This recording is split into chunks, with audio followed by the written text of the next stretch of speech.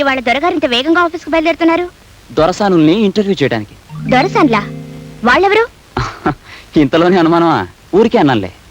ఇవాళ టైపిస్ట్ ఉద్యోగానికి 10 మంది అమ్మాయిలు వస్తున్నారు. వాళ్ళని ఇంటర్వ్యూ చేయాలి. అమ్మాయిలంటే చిన్నవాళ్ళ పెద్దవాళ్ళ? వయసులో ఉన్నవాళ్లే. టైప్ చేయడానికి మగాళ్ళు పనికిరారా? పనికొస్తారనుకో, ఆడవాళ్ళైతే స్మూత్ గా వర్క్ చేస్తారని. ఏమండి, ఆ ఇంటర్వ్యూకి మీరే వెళ్ళాలా? మావయ్య గారిని చేయమనొచ్చుగా. ఏ నే పనికిరానా? అది కాదండి, ఆయనకైతే అనుభవం ఉంది కదా అని.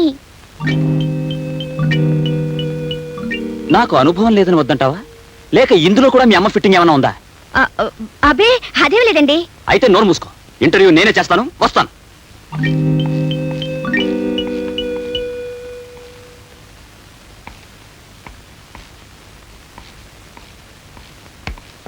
గ్లాస్ మంచినీళ్ళు తీసుకురా.